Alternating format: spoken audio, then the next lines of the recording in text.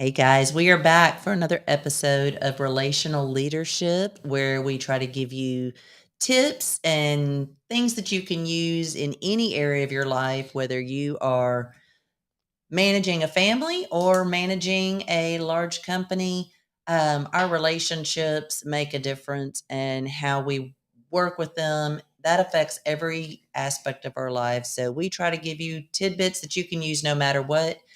And I'm a little nervous today, but my name's Stephanie Clements, and this guy here has a surprise for me. I sure do. Got about a half dozen of them. My name is Oh, Shawn Dawley, and I am Stephanie's junior co-host, as I like to say. And today we're going to be talking about what not to do as leaders. Think of this as a go-to list of things that you should just probably do the opposite. So I don't know about Stephanie. I plan to share some personal experiences of mistakes that I've made. And within 1 minute or one day, I thought to myself, man, I really wish I could go back in time and not do that. But before we get into that, I told Stephanie last week that it was her turn to take a run in the hot seat. So I got a few minutes of questions to all put right. Stephanie in the spotlight so we can learn a little bit more about the senior co host here. And I All don't mean right. that by age, but by experience. All right. So start off with an easy one. All right. Your celebrity crush. Well, Are you going through a long list right now? no, there's two, but some people will know this one or not. But Billy Currington has always been my what I consider my freebie. So he's country music artist. Okay. Anybody who has known me for any amount of time knows that that's Billy Currington, Okay. So, Billy, if you're listening, right? okay. All right. Yes. But you said two. So I'm curious. So Hugh Jackman would have been, Huge the other one, Wolverine. Wolverine. So yeah, Okay, all right. And he also did musicals. I think he got something for guys that can sing. Is what it sounds like. Hugh Jackman has yeah, done a couple of yeah, musicals, yeah. He has and not a bad looking fella, I guess, as well. All right, go to beverage. Chardonnay. Chardonnay. All right. Either La Crema or Sonoma Cutrer usually. Okay. All right. Fine. All right. Okay, If easy you ones. could have an unlimited supply of anything for the rest of your life, what would that be? And don't say Chardonnay. something philosophical like time with my kids or Chardonnay. Chardonnay. All right. If Or there's maybe any, time on the beach too. okay. All right. All right. Now That that, would okay. definitely. That is a tad more Right. introspective. Yes. All right. Yes. Time on the beach with a glass of Chardonnay that Right. never ends. All right. If I took your phone and started deleting apps and said, Stephanie, I'm going to leave 2 apps on here and only 2, what 2 would those be? Text and email. All right. That's functional, yeah. Right. Because with Right. text and email, you could text somebody, "Hey, what's going on Facebook?" Or Right. you can Right. email somebody, "Hey, give me directions on how to get Right. to that Chardonnay distributor." Yeah. All right. It might actually have to be text and Facebook maybe. Okay. Actually. All right. Let's see here. I actually wrote some of these down, as you can tell. All right. Okay. All right. What food do you like that other people might find odd? What food do I like? I love stuffed grape leaves. So Okay. um And I think that probably I'm a stems from very a Mediterranean yes. lineage. Okay. So my dad was Lebanese and Italian, so definitely stuff that I grew up with. But we used grape leaves, beet leaves, cabbage at Okay. times. But Okay. Interesting. so that might be something that some people don't I've never eat. seen those on the appetizer menu at Fazoli's, No, where- right? But All right, let's see. I think maybe here the last one I'll ask you is, what is your go-to karaoke song? I don't really try to karaoke. I try to stay away from that. Sure, but But you've had that unlimited Chardonnay. It was a good day on the beach. You which just stuffed is yourself with grape so leaves, many mistakes and all of your there. friends have now said, Stephanie, Stephanie. They hand you the Okay. mic. Girl crush. Girl crush. I am proud to say I'm unfamiliar. Who sings that? Little Big Town. Yeah. I would sing it for you, but I haven't had enough Chardonnay. All right. Well, on behalf of the audience, I will say thank you for Yeah. that. Okay. All right. So that wasn't so bad. Not so bad. Not so bad. All right. Okay. All right. I'll make them progressively um, more revealing, perhaps. Okay. All As right. We'll the get episodes go on. All right. easing me into these. Okay. All right. So we talked about offering up some insights that both you and I have about different things that we've done in the workplace, or maybe things that we've seen in the workplace So I that need to cause correct you problems. Yeah. because I haven't made those mistakes. I've got a list of your mistakes that we're going to Right. go over. Yeah. Or you've got a friend. Right. I've got this friend. Okay. Well, then why don't let's do that then. We'll No. start with your list of my errors. So No. when you think about mistakes in the workplace, what is something that is top of mind to you? Um, top of mind to me that I think of, and this really was, I had a friend who Friend, eventually, air quote, friend, that right? became my manager. I gotcha. All right. Okay. And that didn't necessarily go well because, and I think this is a big mistake for new managers is to all of a sudden kind of have a power trip and Yeah. want to real sorry, push, just push their, oh, I'm the boss now and I need to, make sure everybody knows I'm the Yeah. boss and that sort of thing. And that can be a really tough place to be because you can jump into new management and it may be that you're taking over, even if you're an experienced manager, you're taking over a new crew Yeah. or, you're just leveling up. But either way, you want to be careful about how you manage that team Sure. and make that emphasis on your new career. Yeah. No, well, gosh, what a great insight. I know one of the first few times I was put into a leadership position, I will freely admit that I was a bit defensive. Mm-hmm. And typically, defensiveness comes from some place of insecurity. Sure. It doesn't mean that we're all a bunch of basket cases who have to spend half our lives in a therapist office being counseled, but we all have probably some number of insecurities. Sure. And when you're a new leader, I know for myself, I was pretty guarded and I was overly sensitive to any sort of challenge or criticism that came my way. And I remember I think it was the first leadership job I had in the Air Force. I walked past an open door. There was probably a half dozen guys in there, and one of them was holding court, and I was the subject matter. Oh no! Yeah. And just walking down the hall in an unguarded moment, I guess he forgot I was in the building. He was pretty loudly and proudly cataloging all my bad decisions, Right. whether or not they had validity, on the merits. I took it very personal. Sure. I walked in, confronted him. He turned beet red. Even if he was right, he probably recognized, oh, I kind of look like an idiot, gossiping about another man behind his back. But I recognized after the fact that by doing it the way I did it, I essentially lowered myself, as they say, to his level. Mm-hmm. Fast forward a couple years later, the exact same scenario happened. It was the same open door, different people, but somebody was in there going through the laundry list of everything wrong with my leadership. And that time, okay, I learned a lesson. I walked in, everybody got quiet. Yeah. Like, I mean, everybody nobody knows, that's the old maybe of he's standing right behind me, isn't he? Yes. And all I did was I walked in, pretended like I was going over to the copier to see if it had on the register what I had printed off. It didn't. Surprise, surprise. Made eye contact with the guy that had been running his mouth and then walked out. That probably was way more effective. Right. Because suddenly you're walking in there like the apex predator alpha lion, right? Yeah.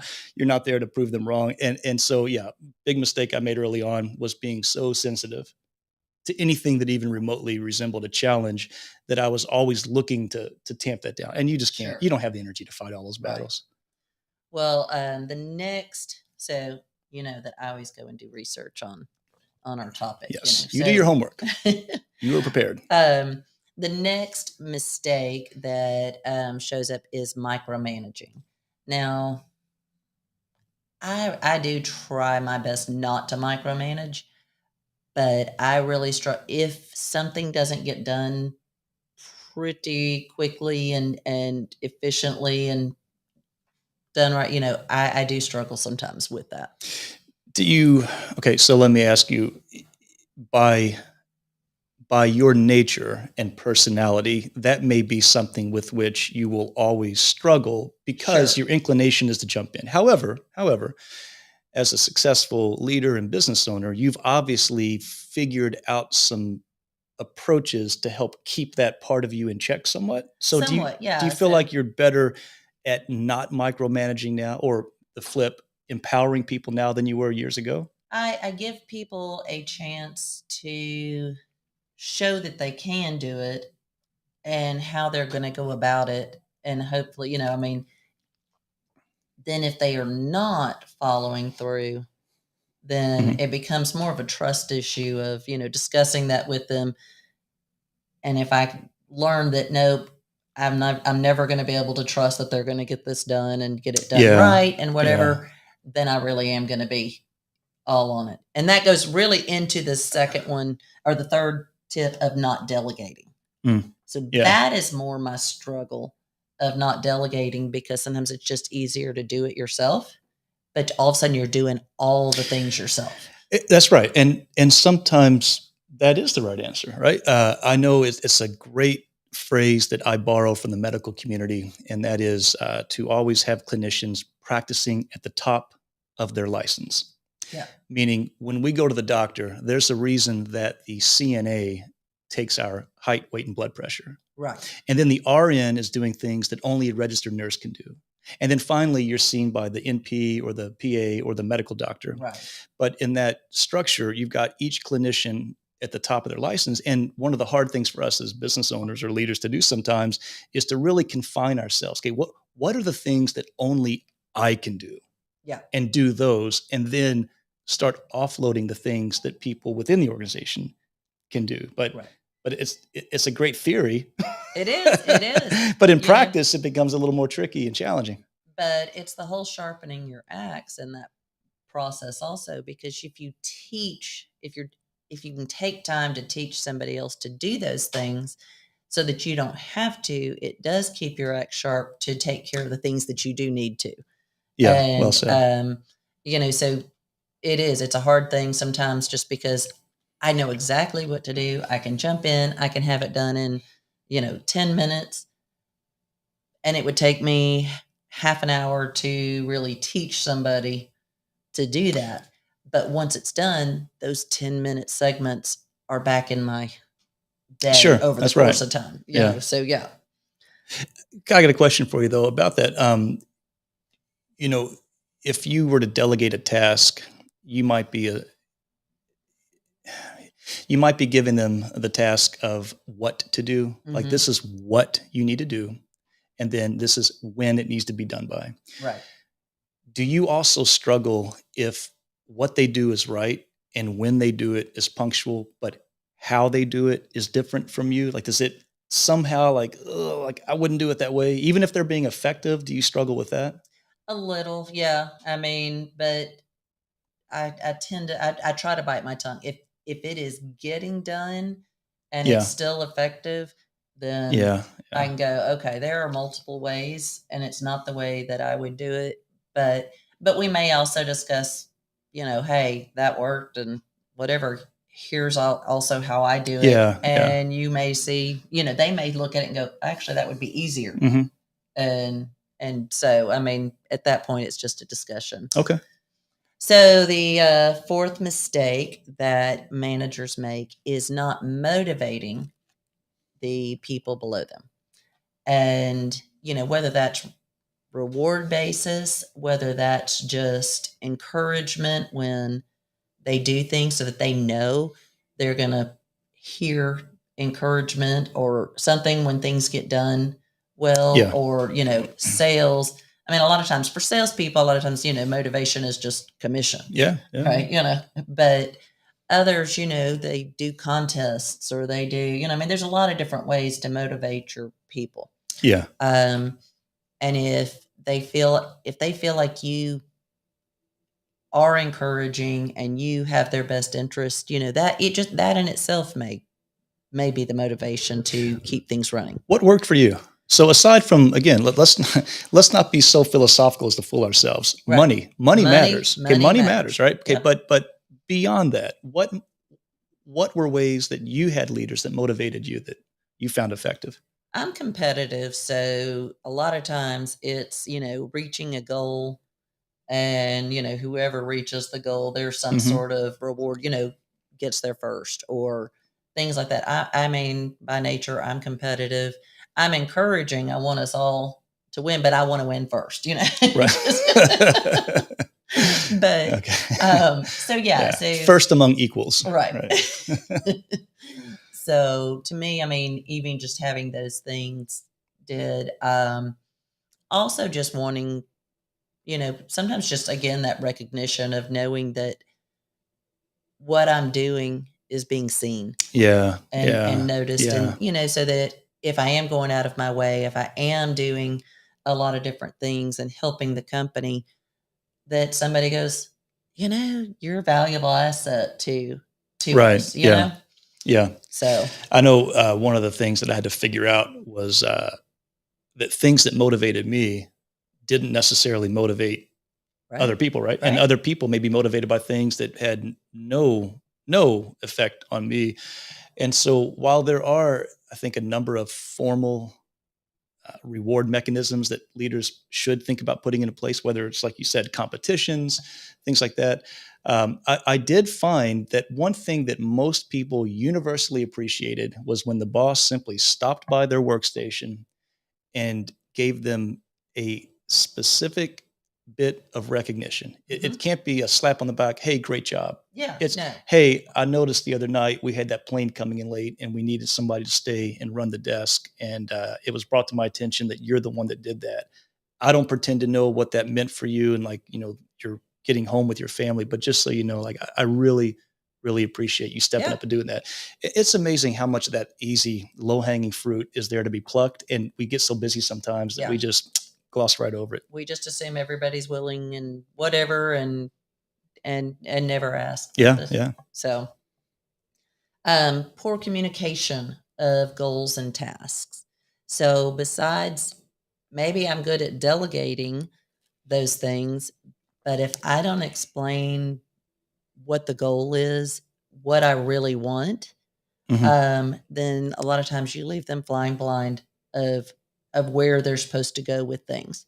So I just think, if I say, I need a report of last year's customer base. Mm-hmm. Am I just pulling names? Right. Yeah. Or am I pulling what they did? Am I pulling what, so now I'm left wondering, well, exactly what does he want out of this report? That's right. And,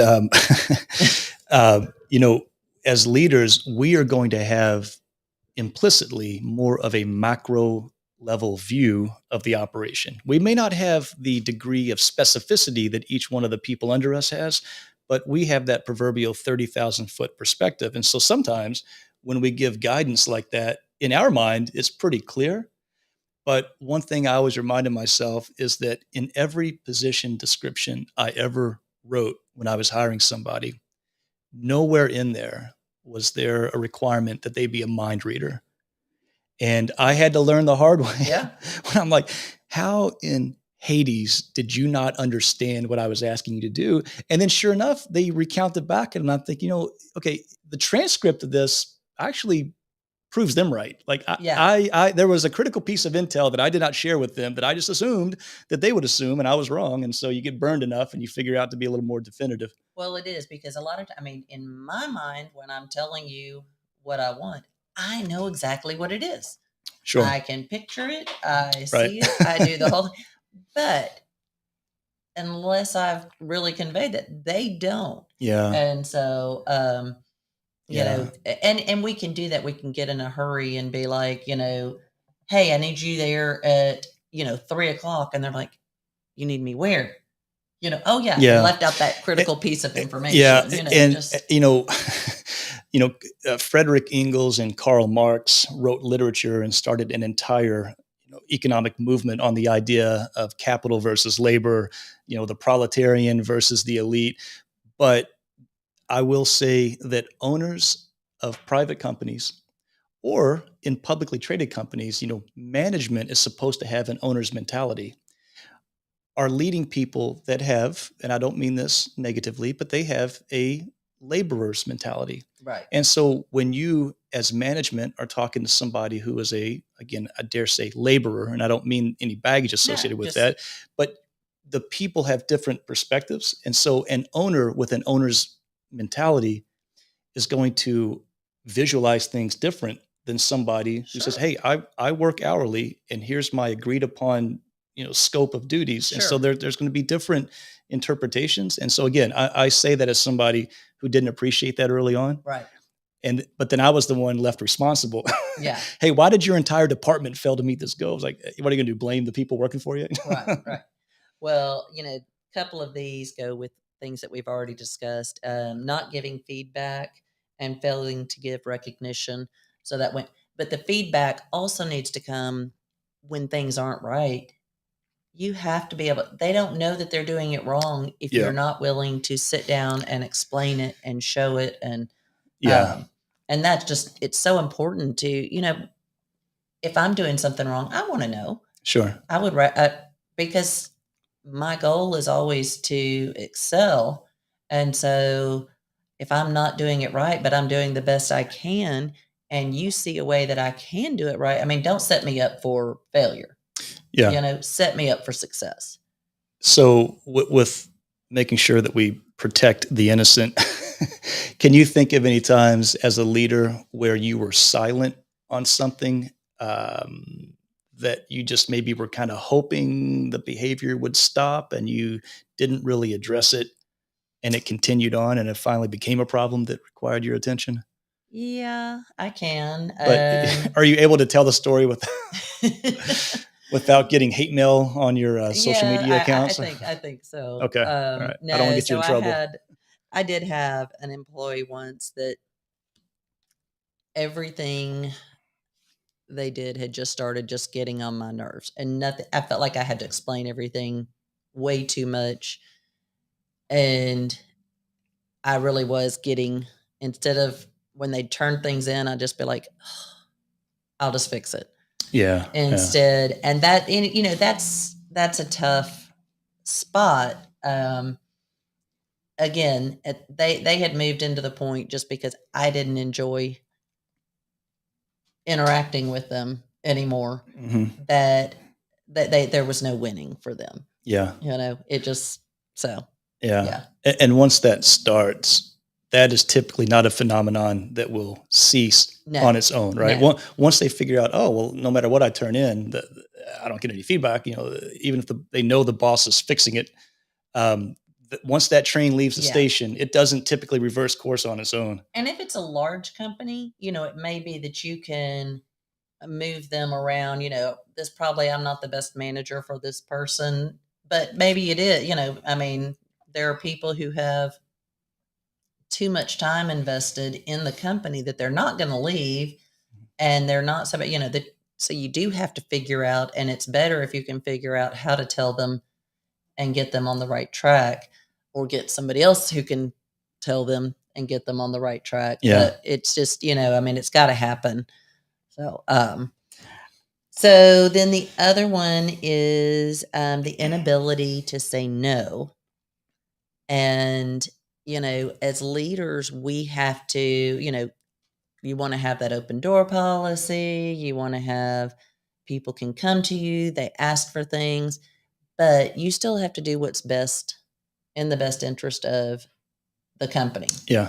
And as much as you may want to please employees with things, it's not always in the best interest. And so you do have to be able to say no, not need the accolades of your, be able to disappoint your employees sometimes, Yeah.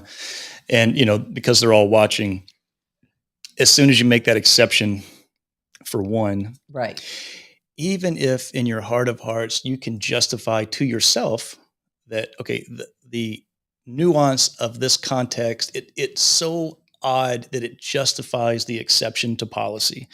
And occasionally we have to grant those. But it should never be lost on to you that, okay, the version of the story that will circulate around the break room will not be nearly this nuanced. No. It'll be, oh, well, if you remember 14 months ago, they went to lunch together. Therefore, he must be her favorite. Right. Right. Right. So, anytime we have committed to saying no, except for, Right. well, only in this case, the tribe sees that. Right. Well, and it can be, I've experienced this not too long ago, unfortunately, but where things that I wanted and it wasn't something that would be unheard of, but we're in a recession or pre-recession or wherever we are right now, that sometimes expansion and things like that don't make sense. Mhm. And it's disappointing, but we live in real life Sure. and things happen. And so a company can say, yeah, we were going to help, open up and expand and whatever, but then they have to go, no, we're not expanding. Yeah. We're not doing those things right now. Mhm. And so even if it's not, an exception to a Sure. rule or something, it's just, we have to be able to say no. If I heard it once, I heard it 1,000 times. From the All right, time I Dad. started talking to a recruiter at 17 and joining the Air Force, it was the needs of the Air Force come first. Well, but I want to have this job. Well, the Air Force has plenty of them. The needs of the Air Force come first. Right. Well, I don't want to deploy in the summer because I really like to watch baseball. Well, the needs of the Air Force come first. Yeah. Well, I've been deployed once for this, once for that. Like, listen, okay, regarding your kids, you can be there for the birth or the conception, not both. You pick, right? The needs of the Air Force come first, right? So, you're right. We do live, and some people struggle with that. And I don't want to be the cantankerous old man, like, these kids nowadays, but more, less people are accustomed to herim no than once upon a time. Right. And no is becoming a bit of a dirty word. Like, well, what do you mean that I can't do this? What do you mean that I'm not allowed to do this? So saying no, oftentimes, I agree, is one of the hardest things that we have to do as leaders. I mean, one of the things I've had to explain to my kids is that in the end, I mean, sometimes it's a whole lot easier to just say yes and not deal with the, the fits and the things like. But in the end, my job is to make you functional parts of society, and I can see, long term, just like our parents said, I mean, I can see the results long term where they can only see it short term. Yeah. And so, it's to keep you, my job is to keep you safe. It's to, healthy, and then hopefully making you into viable citizens of, society. And so, that means I have to say no sometimes. That's right. It's I guess I'm just a victim of my life and experiences. But as a career military officer, we studied a fair amount of the art of war, and in the counterinsurgency phase of all of that education, one of the famous things that came out of Vietnam was, okay, listen, we're winning every battle, but the battles we're winning keep getting closer and closer to Saigon. So it's like we're winning every battle, but we're losing the war, right? Yeah. Right. And so, like, it's like kind of with your kids. Okay, I've had a long day. I do not want to go through a meltdown here in Kroger. Fine, you can have that sugary cereal, and you think, well, I just won the battle, but those victories will, in the battlefield, will end up losing the war. Yes, because now I know. Yes. And it's like forever. Yeah. So we've all been there. I mean, everybody listening can think of a time where, you know what, I'm surrendering. I'm just going to give ground on this one because I do not have enough gas in the tank to fight this fight. I'll wake up tomorrow, recharge, and I'll get back out on the battlefield. But for today, white flag is going right at the flagpole. That's it. So the last couple here that I saw was oversharing of your personal life with your workers. Sometimes that can not only, where they can lose some respect for you because maybe your personal life really doesn't flow very well. um, and sharing all of that with your workers can, change you out of the leadership role, Hmm. even though you're there. So oversharing, Hmm. not that you don't share Sure. anything, but if you are going through all your dirty laundry Oh with yeah. your Yeah. workers, Yeah. that can come back to Yeah. haunt you. Yeah. No, that's true. I mean, it's hard to go into work Monday morning if all your workers saw you on Jerry Springer on Friday. Right, right. So So there it's is some just degree that you got to fence some of your life off. right. And boy, is that not hard nowadays. Like, like my wife and I, we've got a boat, we've got a fairly active social life now because our kids are grown. We Yeah. my wife and I were been married almost 30 years. We had our daughter at our first year of marriage. So it wasn't until like 5 years ago that we actually had a social life. Right. Right. Every year prior to this has been denominated by PTA meetings and little league games and club volleyball. So now we Right. got this social life, and we have a social life in a time when everybody has uh, high def, 4K, Yeah. ultra, definitive cameras on their cell phone. Everybody got a cell phone, right? Right. So it's becoming harder to keep that solid line between our personal life and our professional life. And granted, it doesn't mean that we should be two different people. No.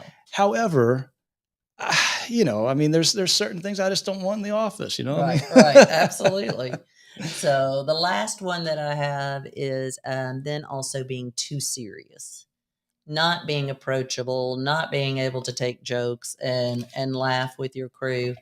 That everything has to just be Yeah, the way it is. This is work. It's not fun. We got yeah, to get in yeah, here and take care of things, and yeah. you can kill morale with that. Sure. And in my again, I can only reference my own personal experience, but as an Air Force pilot, the nature of what we did was serious enough that we did not need to invent gravity and drama like outside the cockpit. Right, If on Monday you're flying 4 combat sorties and then Tuesday you've got the day off, I'm all about kicking back, yucking it up, laughing, pulling pranks. Uh, but we were really good at compartmentalizing. sure, And you knew, I mean, okay, game time, game face, switch into that gear. But then outside of that, I had no problem flipping the switch. sure. And, okay, what Will Ferrell movie are we going to laugh about right now? And yeah, I can't agree with you more because people that laugh at work, people that have fun at Yeah, work are going to be productive employees. They're going to be less likely to give you a 2 weeks notice and punch out. They're going to stay for the long haul. So right, anything you can do to engender some appropriate level of fun at the right time right. is one of the best investments you can probably make in your company. Well, I know here where I'm working, we have a group text chat, and we are all about getting things done with these closings and things like that. But somebody will leave their phone out somewhere, and next thing you know, there's crazy pictures Yeah, well, coming out on the group text. So we can still have yeah, fun yeah, and do those things, sure. and that doesn't hinder us from getting getting our work That's right. done. That's right. That's right. But believe me, if there's somebody to make fun of, it's going to be Oh in that yeah. chat. It's gonna, so you can have fun too. We are pretty much out of time, so I do have other tips for things you can do, and I think maybe we make that another show Wonderful. of a Yep. second set of this. But and maybe, just maybe, we'll put Shawn in the hot seat for that one. I'm not scared. All I'm right, not scared of you. yeah. Well, you haven't seen my questions. What is it? But The Fifth Amendment, I believe. I know my rights. it's not allowed in the hot seat. So Okay, we're playing North yeah, Korea rules. right. You will answer the questions. All right. All right. Fair enough. You answered mine. Okay. All right. Well, we appreciate you joining us. We even had some comments and some interaction, so we appreciate all of that. Uh, if you did enjoy this and feel like it's something where somebody else could get some benefit out of it, we'd love you to share it. Also, if you will go on YouTube, Audible, Apple Podcasts, Spotify, and follow us and subscribe to our podcast. That would be great. Also, do all of them. So not just one, but no, but you can pick one. You do get to see us live, well, not live anymore, but you do get to see us still on YouTube. But the rest of those you can listen to in your car and catch up on any of the episodes you may have missed. Yep. And as I've mentioned before, if any of you guys have a particular topic that you would like Stephanie and I to discuss that fits somehow, some way under the umbrella of leadership, reach out to us. Let us know what that is, because Absolutely. we don't plan on stopping anytime soon, and we're always up for great ideas. So if you've got a topic that you'd like to hear us banter about, we would love to hear from you. And if you have questions for Shawn, feel free to let me know those too, because they're coming. All right, Bring it. guys. Yep. Thank you guys for being here.